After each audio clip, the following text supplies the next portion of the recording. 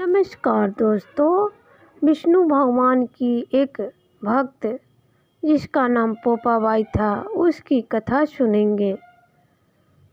एक गांव में एक पोपाबाई नाम की युवती लड़की रहती थी। उनका एक भाई था, भाई का शादी हो गया था। पोपाबाई दिन रात श्री हरि विष्णु भगवान की पूजा भक्ति में लीन रहती थी और उसके भाई को उसके शादी का चिंता सताता रहता था। वो जब भी कहीं से रिश्ता लेके आता, शादी ब्याह का बात चलता, तब पोपाबाई मना कर देती। तब उसके भाई ने सोचा कि ये सब अपने पूजा पाठ के कारण ये कर रही है।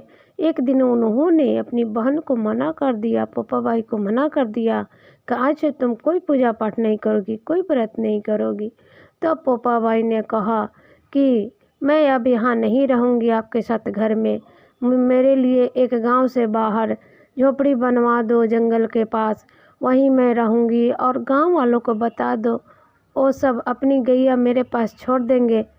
मैं दिन भर उनके गैयों को देखभाल करूँगी और उनके घर में जो थोड़ा बहुत बचा खाना बच जाएगा वो हम मुझे दे देंगे, जिसे मैं खा के जीवित रहूँगी।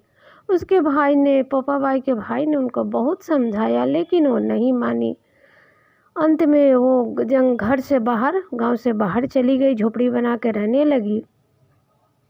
वहाँ रहने लगी और गांव के जो लोग थे गैया छोड़ जाते, वो दिन भर गैया को देखती और बाकी समय में विष्णु भगवान का पूजा पाठ करती। तब एक दिन उधर से उस गांव के राजा जा रहे थे। तब उन्होंने जंगल में झोपड़ी देख के उनको प्यास लगी थी। वो झोपड़ी के पास जाके बोले कि कौन है, मुझे प्यास लगी है। लेकिन कोई आवाज़ नहीं आया। काफ़ी देर बोलने के बाद फिर पोपाबाई बोली अंदर से कि कौन है। तो राजा उनके मधुर आवाज़ पर मोहित हो गए और बोले, मैं इस राज्य का राजा हूँ और मैं तुमसे शादी करना चाहता हूँ। तब पोपाबाई ने कहा, वो अपने विष्णु भगवान के पूजा में लीन थी, बोली, मैं पराये आदमी का मुख नहीं देखती, आप जहाँ से आए हैं चले जाइए। राजा यह सुन के और भी खुश हो गए और क्या किया, ज़बरदस्ती सैनिकों की मदद से उनको अपने महल में ले गए। जब वो महल में ले गए तो पोपाबाई ने बहुत गुस्सा हुई और उन्हें श्राप दे दिया कि आप जिस तरह से मुझे ज़बरदस्ती लाए हैं, आपका सारा राज्य नष्ट हो जाएगा। तब उस राज्य की अन्य रानी जो थी, उन लोगों ने राजा को समझाया कि आप जहाँ से इस स्त्री को लाए हैं वहीं छोड़ आइए, नहीं तो आपका राज्य ख़त्म हो जाएगा। तब उस राजा के बात समझ में आ गई और वो रानी को मतलब पोपाबाई को उनके झोपड़ी में छोड़ने के लिए आए। जब वो झोपड़ी में छोड़ने के लिए आए तो एक बीच में पाप की नदी बहती थी। राजा उस नदी को पार नहीं कर पाए और उसी में डूब के मर गए।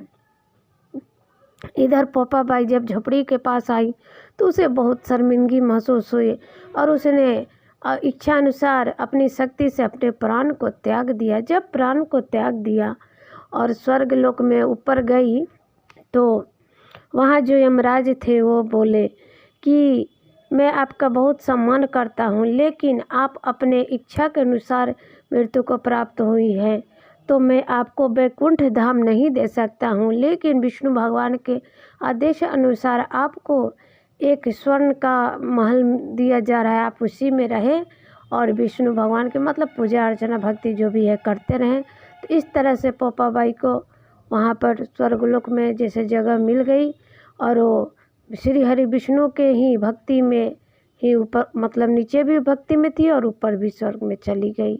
जय हो श्री हरि विष्णु भगवान की।